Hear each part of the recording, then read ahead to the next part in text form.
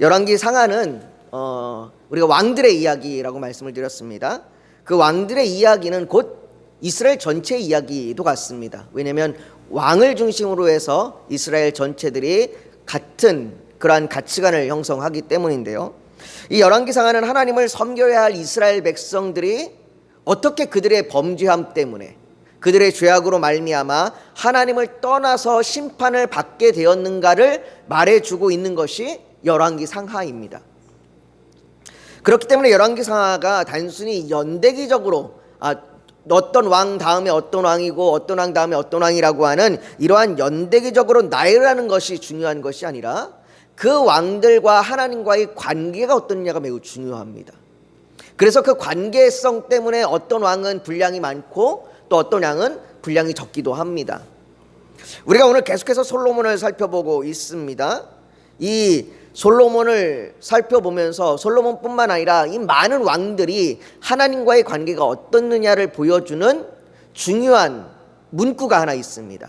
그 문구가 바로 다윗의 마음과 같지 아니하여라는 문구입니다. 앞으로 여러분들이 열왕기상하를 보면서 이 다윗과 같지 않다라는 문장을 많이 접하게 될 겁니다. 다윗과 같지 않아서, 다윗을 따르지 않아서, 이런 문장을 많이 볼 텐데요. 그 말이 바로 하나님과의 관계를 보여주는 문장입니다. 그리고 우리가 오늘 살펴보는 본문 4절에도 그 문장이 등장을 합니다. 오늘 본문 4절에 보면 이렇게 이야기합니다. 솔로몬의 나이가 많을 때에 그의 여인들이 그의 마음을 돌려 다른 신들을 따르게 하였으므로 왕의 마음이 그의 아버지 다윗의 마음과 같지 아니하여, 여기에 등장하죠. 그의 아버지 다윗의 마음과 같지 아니하여 그의 하나님 여호와 앞에 온전하지 못하였으니 라고 말합니다. 오늘 솔로몬이 하나님과의 관계가 어땠는지를 보여주는 문장입니다. 다시 말해서 이제 솔로몬이 하나님과의 관계가 잘못되었다는 것을 드러냅니다. 물론 11장만 하나님과의 관계가 잘못됐다고 말하는 것은 아닙니다. 우리가 지금까지 계속 쭉 살펴보았지만 이 솔로몬이 여호와의 성전을 건축할 때부터 그의 마음이 점점점 하나님과 멀어져 가는 것을 우리는 살펴봤습니다. 솔로몬 하면 지혜의 왕이잖아요. 정말로 그와 같은 자가 전에도 없었고 후에도 없었다라고 말할 정도로 하나님으로부터 지혜를 받은 그 놀라운 그 왕이 노년의 나이가 되어서, 오늘 4절에 그가 나이가 많을 때에 라고 얘기하는 그 노년의 나이가 되어서는 여호와 하나님 앞에 온전하지 못한 자라는 칭호를 받게 됩니다. 여러분, 사람이 하나님으로부터 멀어지는 건 한순간이 아니에요. 어느 한순간 내가 하나님으로부터 등을 확 돌려서 멀어지는 것이 아니라 하나님으로부터 멀어지는 것은 점차적으로 이루어집니다. 살아오는 과정을 통해서 점차 어긋나고 틀어지는 겁니다. 이 사람과의 관계도 그렇잖아요. 사람과의 관계도 이 좋은 관계가 되기 위해서는 과정이 필요하잖아요. 그죠? 어느 한순간 만나서 바로 좋아지지 않잖아요. 좋아지려면 차근차근 그 관계가 점점점 발전해야 합니다. 근데 사람과의 관계가 틀어지는 것도 마찬가지예요. 사람과의 관계가 틀어지는 것도 점차적으로 그 관계가 점점점 사이가 벌어집니다. 하나님과의 관계도 마찬가지인 것 같습니다. 하나님과의 관계도 하나님과 관계가 점차적으로 성숙해져 가는 과정이 필요한 것처럼, 우리가 연단되고 우리가 점차 성숙해져 가는 과정이 필요한 것처럼 하나님과의 멀어지는 과정도 과정이 있는 것 같습니다. 오늘 본문에 나타난 솔로몬의 죄악도 한순간에 이루어진 것이 아니에요. 오늘 본문 1절에 보면 솔로몬 왕이 바로의 딸 외에 이방의 많은 여인을 사랑하였으니 곧 모압과 암몬과 에돔과 시돈과 헷 여인이라 라고 말합니다. 솔로몬이 이방의 많은 여인을 사랑했습니다. 여기서 사랑했다라고 하는 말은 단순히 연인과의 관계, 이 연인과의 관계를 말하는 정도가 아니고요. 여기서 얘기하는 사랑의 관계는 집착과 욕망, 이러한 의미가 포함되어 있는 그런 의미입니다. 그 관계가, 그 집착과 욕망이라고 하는 관계가 어떻게 드러나는지는 우리가 좀 잠시 후에 살펴보고, 그 전에 한번 1절을 한번 다시 보면 제일 먼저 등장하는 사람이 바로의 딸입니다. 여러분, 이 바로의 딸은 우리가 이미 한번 봤어요. 바로의 딸이 처음에 등장하는 것이 열왕기상 3장입니다. 열왕기상 3장에 바로의 딸을 여왕으로 그냥 자신이 장가들어 아내로 맞이합니다. 그리고 열왕기상 7장에 가면 또 등장을 해요. 열왕기상 7장에 가면 이렇게 얘기합니다. 7장 8절에 솔로몬이 거처할 왕궁은 그 주랑 뒤 다른 뜰에 있으니 그 양식이 동일하며 솔로몬이 또 그가 장가든 바로의 딸을 위하여 집을 지었는데 이 주랑과 같더라라고, 그가 자신이 거처하는 궁전과 그 바로의 딸이 거처하는 궁전을 따로 만듭니다. 그것처럼 바로의 딸의 그 지위를 높여준 거죠. 바로의 딸을 그만큼 더 높여준 겁니다. 그렇게 솔로몬이 바로의 딸을 위하여 왕궁을 지어주었습니다. 그런데 이 솔로몬과 바로의 딸이 결혼한 건 사랑해서 결혼한 관계라기보다는 정략적인 결혼 관계입니다. 바로 정치적인 이해관계가 있는 거죠. 이 이스라엘과 이집트와의 정치적인 관계를 위해서 딸을 아내로 맞이한 겁니다. 그리고 이것은 계속해서 모압, 암몬, 에돔, 시돈, 헷 이러한 족속과도 이루어지게 됩니다. 즉 솔로몬은 바로의 딸 이후에 같은 방식으로 계속해서 이런 정치적인 혼인관계를 맺어온 겁니다. 11장에 와서 그가 갑자기 여러 명의 아내를 맞이한 것이 아니라 그가 성전을 지을 때부터 지금까지 계속해서 이러한 일들이 반복해서 이루어져 온 겁니다. 물론 이 당시에 정치, 문화, 외교적으로 왕이 정략적으로 여러 명의 아내를 두는 것은 일반적인 일이었습니다. 그리고 다윗 왕도 여러 명의 아내를 두었었습니다. 우리나라에도 고려를 세운 왕건, 이 왕건이 호족들과의 혼인관계를 맺어서 왕건의 아내가 무진장 많았다고 이야기합니다.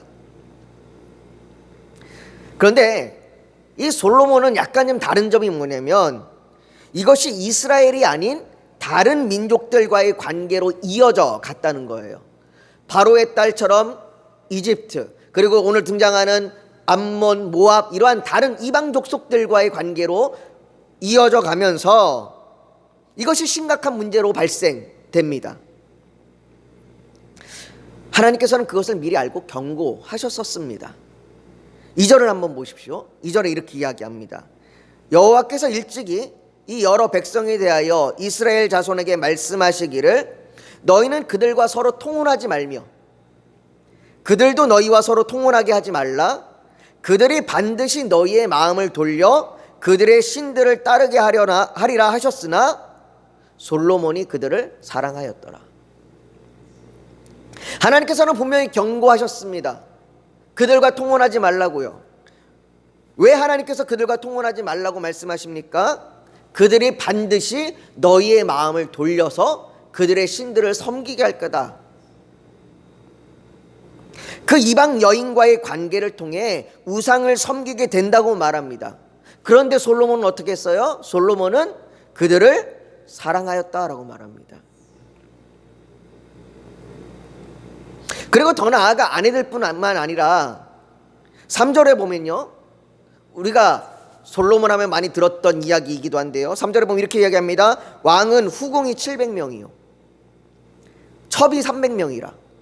그래서 우리가 솔로몬의 아내가 1000명이라고 이야기하는 거죠. 그의 여인들의 왕의 마음을 돌아서게 하였더라라고 말합니다. 바로의 딸 모압, 암몬, 에돔 이러한 사람들뿐만 아니라 후궁과 첩까지 해서 그 1000명의 여인이, 그 수많은 여인들이 오늘 성경은 뭐라고 얘기하냐? 왕의 마음을 돌아서게 하였더라라고 이야기합니다.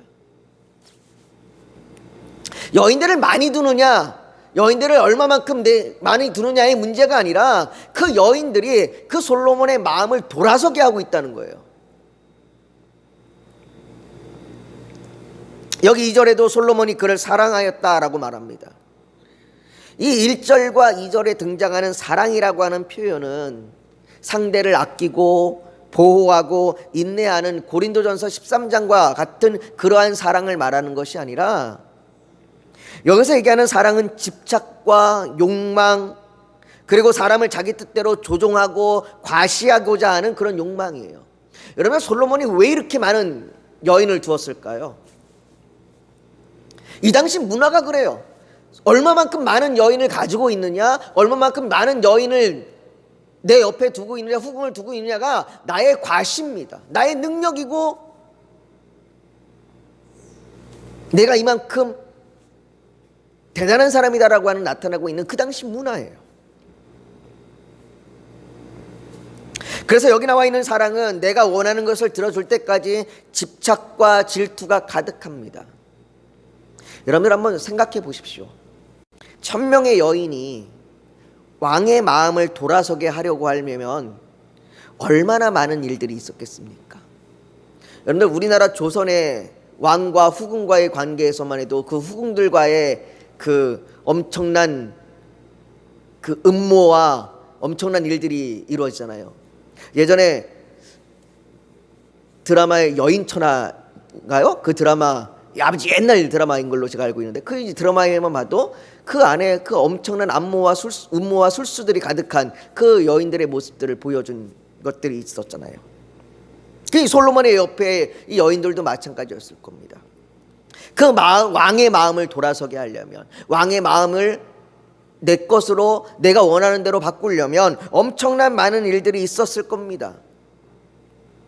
한 여인이 솔로몬의 마음을 사서 자신이 섬기던 우상을 세우면 또 다른 여인도 그렇게 하려고 하고, 그렇게 유혹하고 집착하고, 그걸 보고 또 다른 여인도 그렇게 했을 거고, 그렇게 해서 점차적으로 우상이 하나 세워지고 또 세워지고 또 세워지고 또 세워지다 보면 어느 순간 그것은 하나의 관례가 되기 시작을 합니다.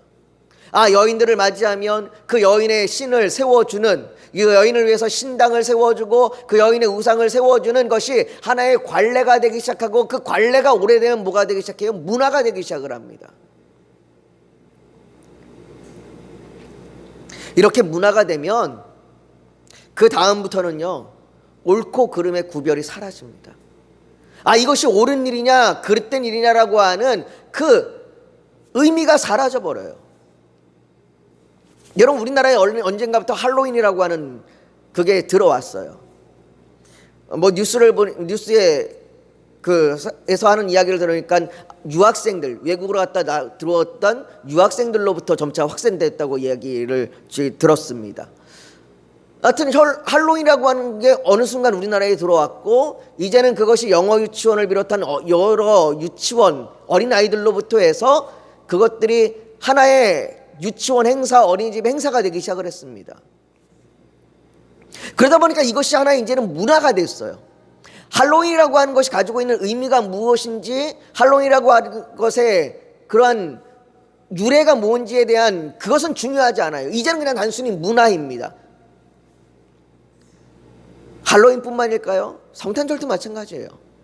성탄절은 이제는 어떠한 의미를 가지고 어떠한 경배를 해야 되는지가 사라진, 그것이 성탄절이죠.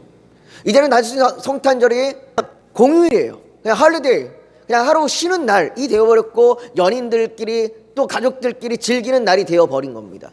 이게 문화예요. 이렇게 문화가 되면 옳고 그름이 사라져버려요. 그 의미가 무엇인지는 중요하지 않아요. 이제는 옆에 사람이 즐기면 나도 즐기는 거고, 옆에 사람이 하면 나도 하는 거예요. 솔로몬 당시에는 이렇게 우상들이 세워지는 일들, 산당이 세워지는 일들, 이러한 일들이 문화가 되어버린 겁니다. 이러한 문화가 솔로몬 시대에 반복해서 지속적으로 오랜 시간 이어져 왔습니다. 언제까지요? 4절에 보면 솔로몬의 나이가 많을 때에, 솔로몬의 나이가 많을 때에 그의 여인들이 그의 마음을 돌려, 그가 나이가 많음에도 불구하고 여지껏 아직도 그의 마음을 돌리고 다른 신들을 따르게 하고, 이러한 일들이 반복해서 일어나고 있는 겁니다.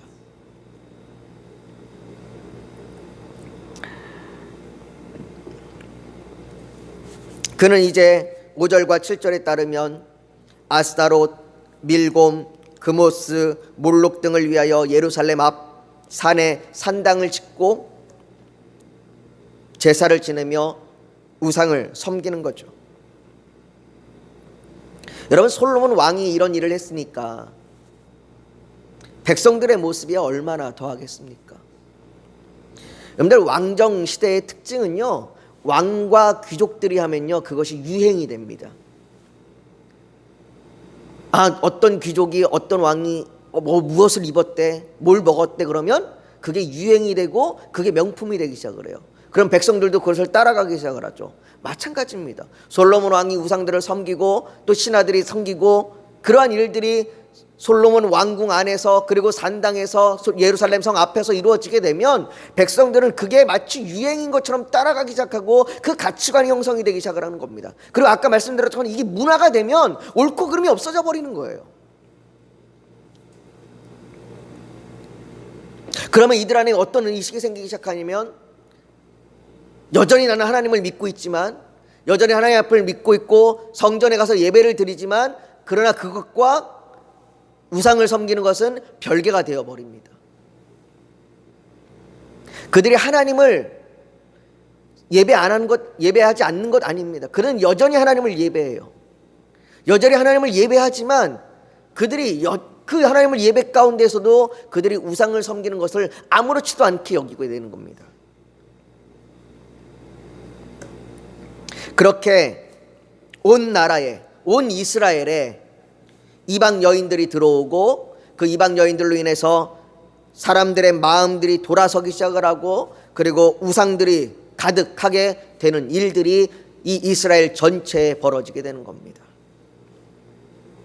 오늘 본문은 이런 솔로몬을 향하여 그의 아버지 다윗의 마음과 같지 아니하여 그의 하나님 여호와 앞에 온전하지 못하였으니 라고 말합니다. 여러분, 다윗의 마음과 같다라는 그 말이 무슨 의미일까요?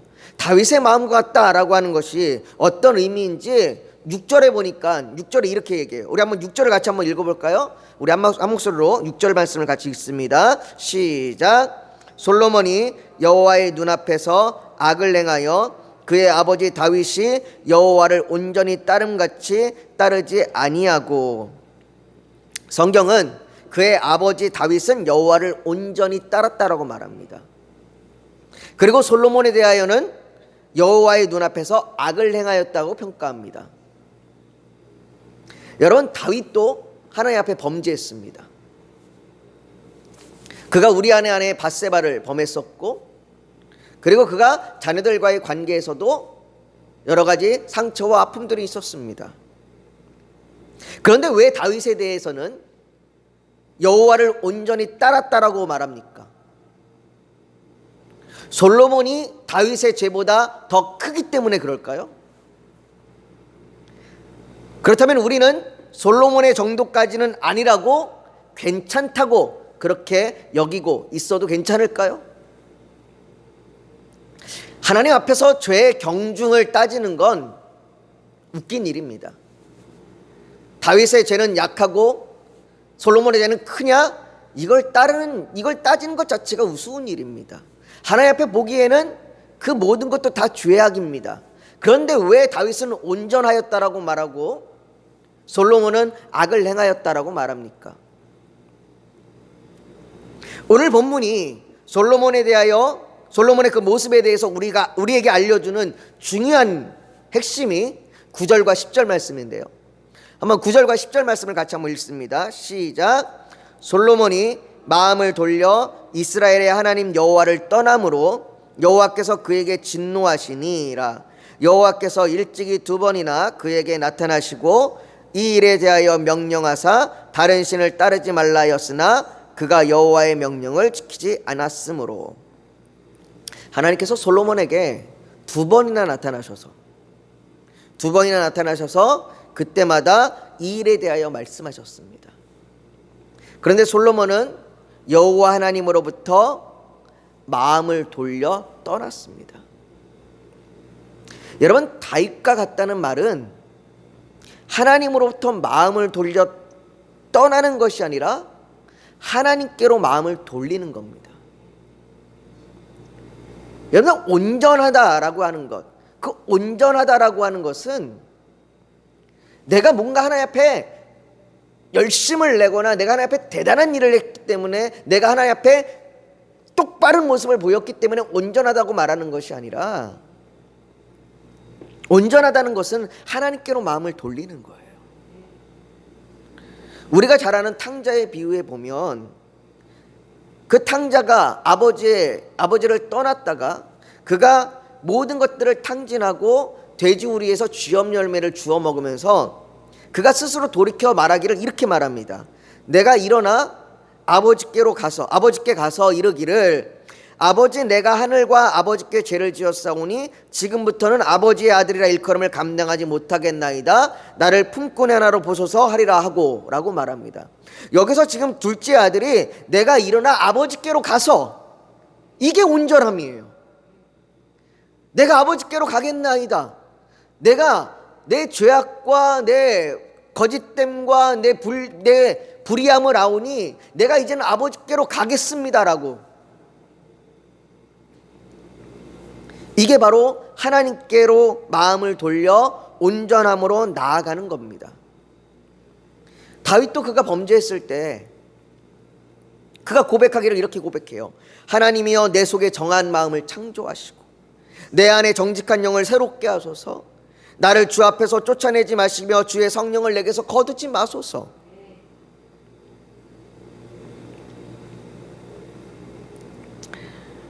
사랑하는 성도 여러분, 그렇다면 왜 솔로몬은 다윗의 마음과 같지 아니하고, 그렇게 하나님께로 마음을 향하여 돌리지 아니하고, 왜 솔로몬은 하나님으로부터 마음을 돌렸을까요? 하나님으로부터 지혜와 부귀를 받았던 그가 이렇게 하나님으로부터 멀어지게 된 이유가 뭘까요? 저는 오늘 본문 1절과 2절에 등장하는 이 사랑이라는 단어 안에 담겨 있다고 생각합니다. 이 사랑이라는 표현에서 알 수 있어요. 이 솔로몬이 여기서 사랑했던 이 사랑은 아까 제가 했던 것처럼 욕망과 집착과 질투와 아집과 이런 것들이 담겨 있는 자기 이기적인 사랑이에요. 솔로몬은 사랑이라고 말을 통해서 욕망을 구하고 쟁취하는 겁니다. 다시 말해서 내가 얻을 수 있고 내가 가질 수 있다라고 여기는 교만함이 그 안에 있는 겁니다. 그런 이런 식으로 하나님으로부터 받은 은혜와 사랑을 잊어가기 시작한 거예요. 그는 하나님으로부터 받은 은혜와 사랑을 잊어가고 자신의 욕망과 교만함으로 얻을 수 있는 사랑으로 변질되어진 것입니다. 사랑하는 성도 여러분, 사무엘하 12장에 보면 사무엘하 12장에 솔로몬이 태어난 때를 기록합니다. 그 솔로몬이 태어난 때를 기록하면서 이렇게 말을 해요. 다윗이 그의 아내 밧세바를 위로하고 그에게 들어가 그와 동침하였더니 그가 아들을 낳음에 그의 이름을 솔로몬이라 하니라. 여호와께서 그를 사랑하사 선지자 나단을 보내 그의 이름을 여디디아라 하시니 이는 여호와께서 사랑하셨기 때문이라라고 말합니다. 여러분, 여기 얘기하는 여디디아라는 말이 무슨 뜻이냐면 하나님의 사랑을 입은 자예요. 여러분, 솔로몬은 어떤 사람이냐? 하나님의 사랑을 입은 자였어요. 그는 태어날 때부터 그가 하나님의 사랑을 입고 태어난 사람입니다. 그가 대단한 성전을 세우고 대단한 일을 했기 때문에 그가 하나님의 사랑을 입었던 것이 아니라 그는 하나님의 사랑을 받고 태어난 자요. 그런데 그는 성전을 건축하고 그의 왕국이 커지고 그가 할 수 있는 일들이 많아지면서 그가 하나님의 사랑을 입었다는 사실을 잊어버렸습니다. 그건 우리도 마찬가지입니다. 우리는 우리 자신의 정체성을 기억해야 해요. 우리는 하나님의 사랑을 입은 사람들입니다. 요한복음 3장 16절은 말합니다. 하나님이 세상을 이처럼 사랑하사 독생자를 주셨으니 이는 그를 믿는 자마다 멸망하지 않고 영생을 얻게 하려 하심이라. 여러분, 우리가 죄악 가운데 헤매이고 우리가 죄악 가운데 빠졌음에도 불구하고 우리가 탕자의 아들처럼 탕자처럼 우리가 내가 아버지께로 돌아가겠습니다라고 아버지께로 마음을 돌릴 수 있는 이유는 이 사랑을 기억하기 때문이에요. 이 사랑 때문이에요. 우리가 이 사실을 잃어버리면, 우리가 이 사실을 잊어버리는 순간 우리는 솔로몬과 같아집니다. 솔로몬처럼 하나님으로부터 마음을 돌이켜 그의 인생이 하나님으로부터 떠나는 인생이 되게 됩니다.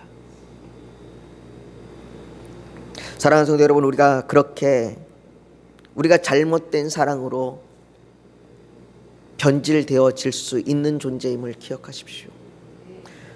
그렇기 때문에 우리는 은혜가 필요합니다.